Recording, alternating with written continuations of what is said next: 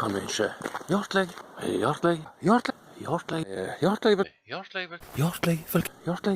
velkommen. Jo, ut i naturskogen.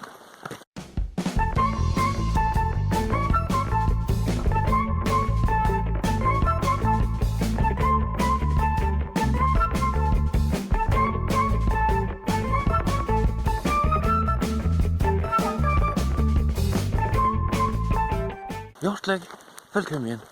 Jo, ut i naturskogen. Som i dag har dratt til fjells for å overnatte med hengekøye. Dette er noe vi aldri har prøvd før, og muligheten for å feile er meget stor. Hjertelig velkommen. Ny plass, hengekøye vi aldri har prøvd. Vi har faktisk aldri prøvd hengekøye, så her blir det spennende. Og så håper vi litt på at fjellet bak her ikke skal rase ned mens vi ligger og søv. Hjertelig velkommen.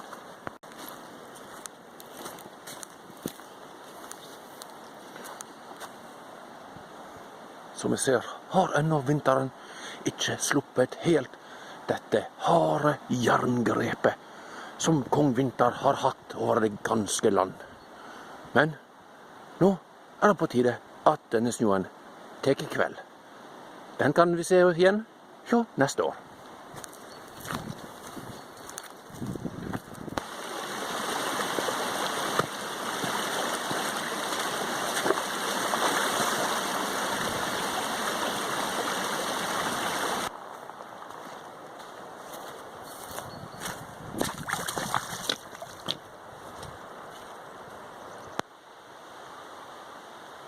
Da har vi altså funnet oss en nydelig perle ute i skogen.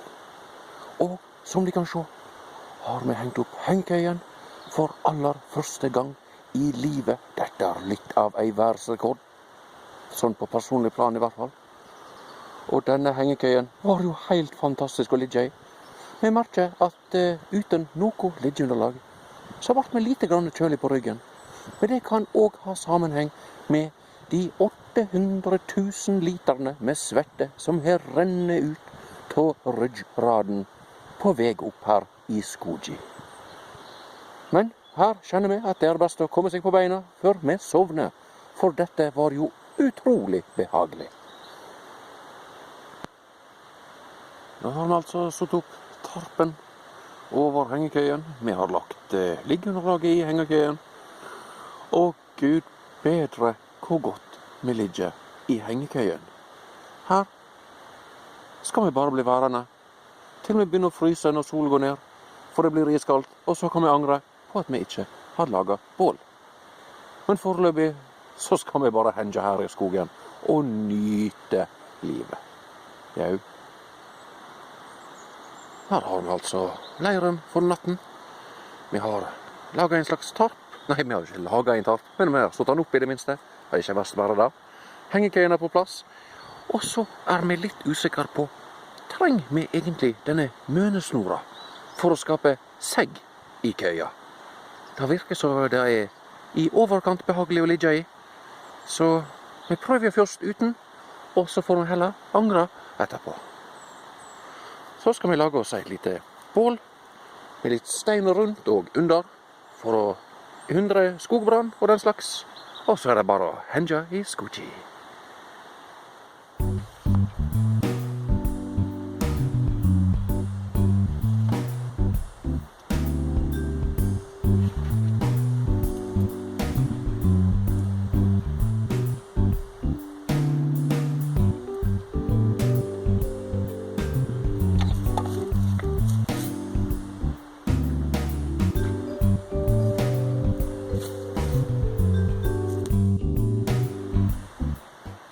Da har vi altså klart å reise oss fra hengekøyen, og vi må bort til elven, eller fossen, alt etter sånn, og finne katten.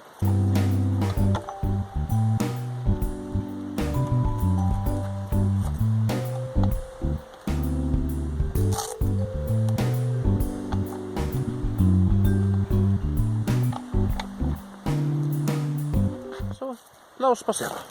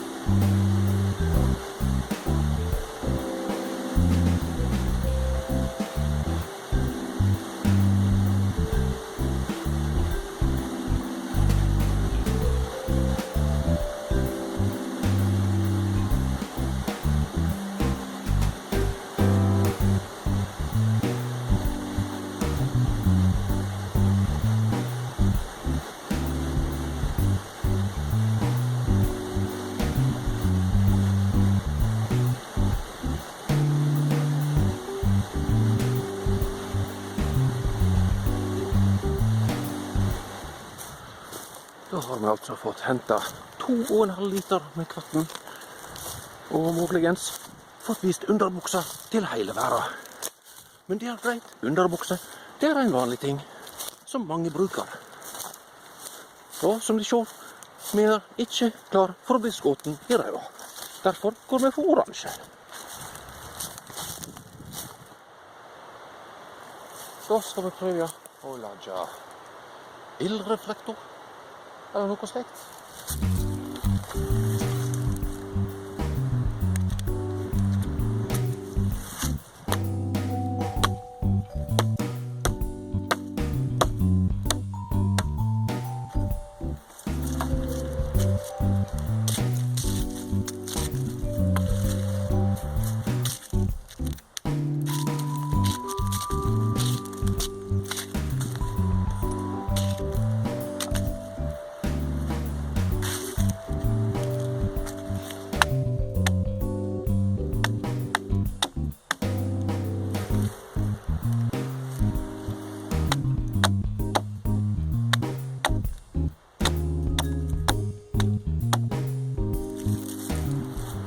Jeg lager oss noen pinner, og de bare setter vi ned i baksjo.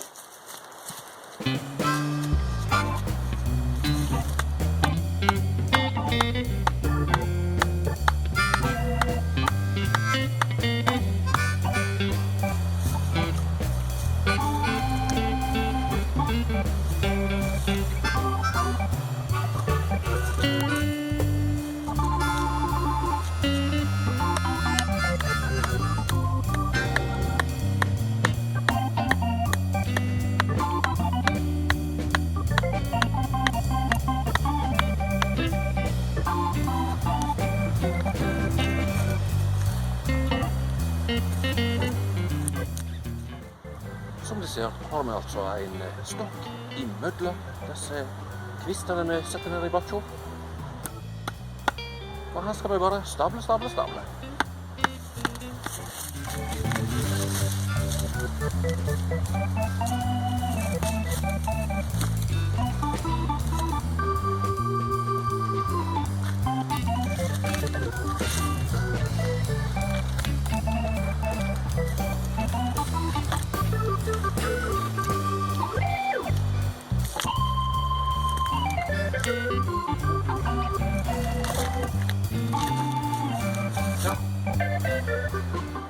La oss da myse på hva vi egentlig har gjort her. Ikke enkelt å se her, men hvis vi går rundt her, hengekøye, så har vi laget oss en liten vegg. Muligens litt luftig i toppen, men dette skal gjøre jobben. Da skal vi i teorien slippe all røyken inn i antletet, og den skal visst nok også gi ekstra varme. Det siste er man litt usikker på om ikke det treverket bare teker varme selv og teker fyr. Vi må prøve.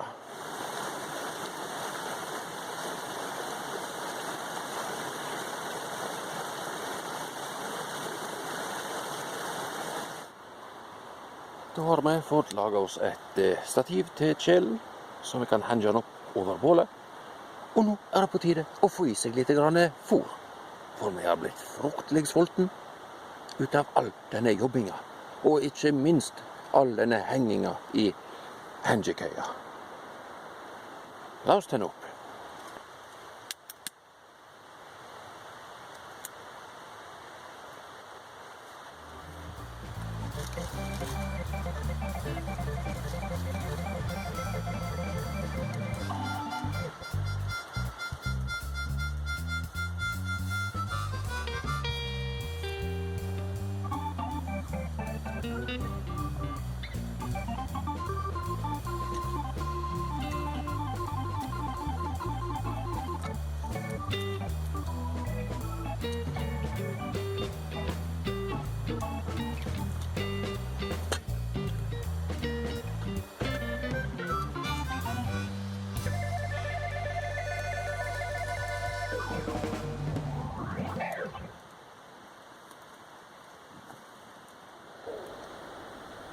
Da har vi altså fyrt opp bål for kvelden, og vi er klar for nattens mulm og mørke. skal senke seg over denne flotte skogen vi befinner oss i. Så om litt blir det biff. Jau, med nytt liv i skogen.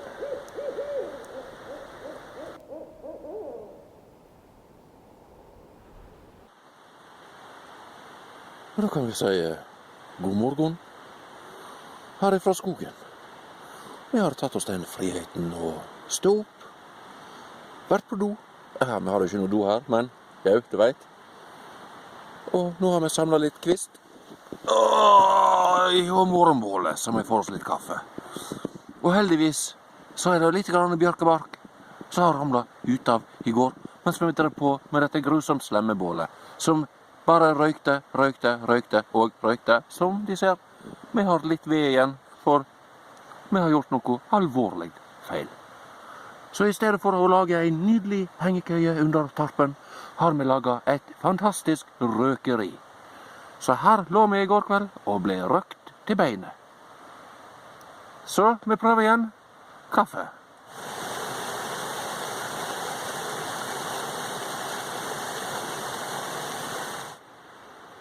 Da ligger vi her i hengekøya og bare slapper av. Ikke at vi er spesielt sliten, men det er jo helt fantastisk å ligge i denne hengekøya. Og når vi først ligger her og nyter livet, så kan vi jo kaste oss over denne tagginga fra selveste skogfar. Jau, vi har blitt tagget og må svare på masse spørsmål. Så la oss sette i gang. Første spørsmål er, hvem er det? Vel, vi her ute i Naturskogen består av en svært kompleks redaksjon. Og i denne redaksjonen befinner det seg, vel, det er bare meg. Og hvem er meg? Vel, jeg er en vestlandsskapning som trives godt i skog og mark, og trives også svært godt foran EDB-apparatet.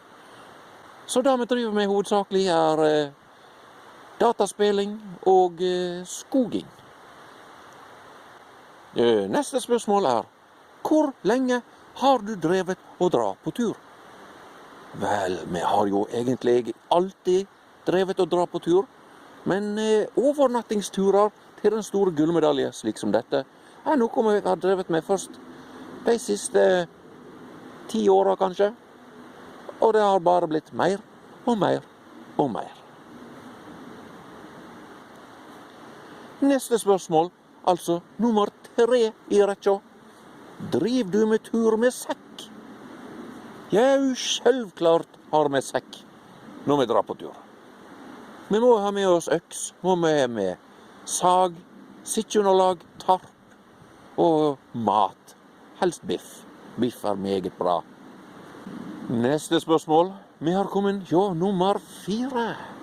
Favorittmat på tur. Da holder vi en knapp. Vel på biff, selvsagt. Kjøtt rett på bålet er jo helt fantastisk.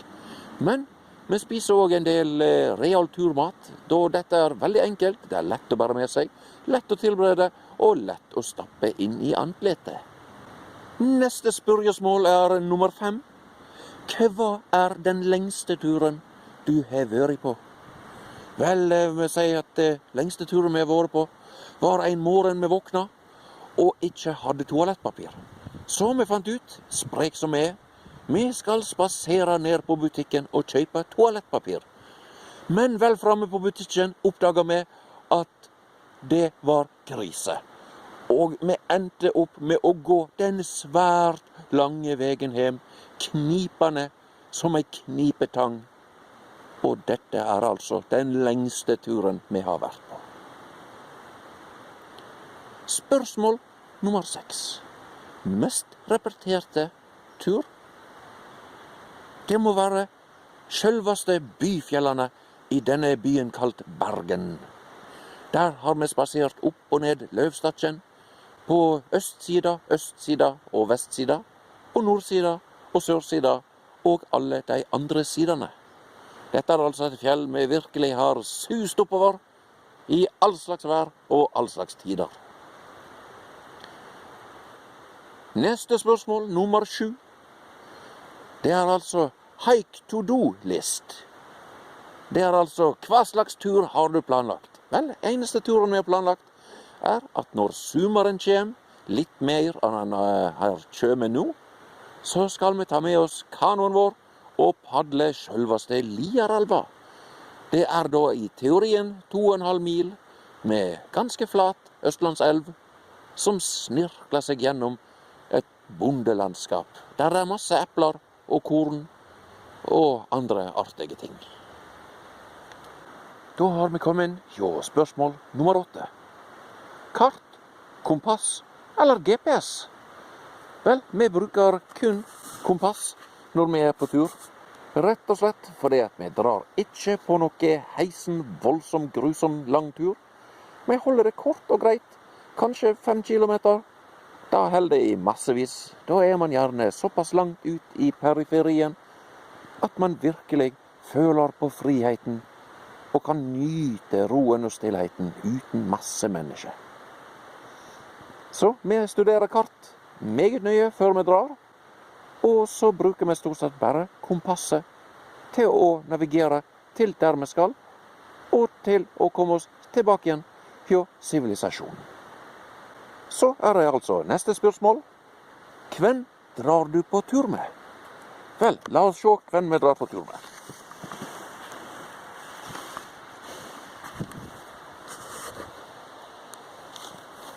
Nei, her er visst ingen. Vi er helt alene, og det er som oftest slik det blir. Rett og slett fordi det ikke alltid er enkelt å skulle time dette. Noen skal på jobb, noen skal ha familie, mens noen er stort sett i dvale hele vinterhalvåret og stikker nesen fram kun når temperaturen bikker gode 20 grader. Men vi trives godt alene i skogen. Det er fint, og det er spennende. Og ikke minst fredelig. Så har vi altså kommet til siste spørsmålet. 3 ting du ser etter når du er på tur. Vel, det er jo selvsagt fred og ro. Vi er også ute etter å tilegne oss mer kunnskap om skog, natur, framgangsmåter på det ene og det andre, om det er selve gåinga, om det er kvisleis en lager en ordentlig leir, bålfyring, materialer og råvarer, hele aspektet. Og god mat. Vi føler at det må nå minst ha vært 3 ting. Og da kommer vi til den virkelige store erfaringen. Nei, utfordringen heter det. Og det er at vi nå må tagge 3 andre youtubere. Og da er jo et lite problem, for de aller fleste har alt blitt tagget opp til 14 ganger. Men vi tenker da at den første vi skal tagge er selvsagt friluftsamatørene. Denne rabagasten som flyr til fjells i friskt mot og virkelig drar på tilsynelatende lange turer. Meget trivelig å følge med på, og han har også en fantastisk introduksjonsmelodi. Meget bra. Det neste vi vil tagge er vi litt usikre på om kanskje har blitt tagget allerede. Vi har ikke sett absolutt alle videoene deres, men de har jo 800 millioner videoer ute. Og det er selvsagt Woodsman. Så da har vi tagget deg også, og da skal vi i teorien tagge en til. Og for å være helt ærlig, så vet vi ikke hvem vi skal ta. Så la oss bare virkelig famle i mørket og tagge selveste Scrambled O. Look at all that flavor, boy.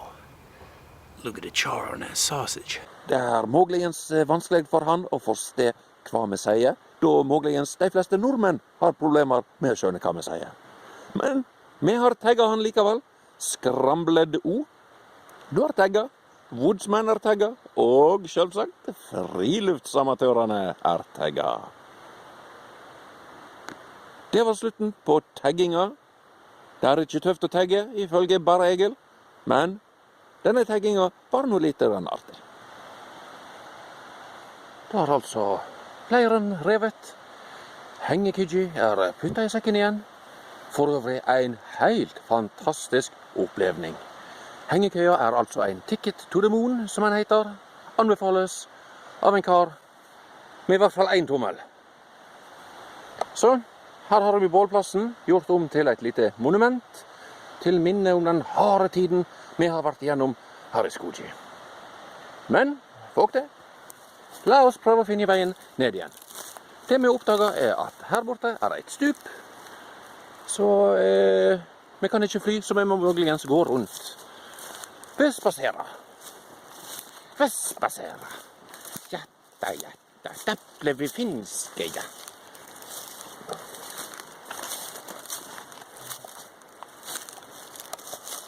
På toppen av det hele så har vi klart å ødelegge beltet vårt, så vi går med buksa på knærne.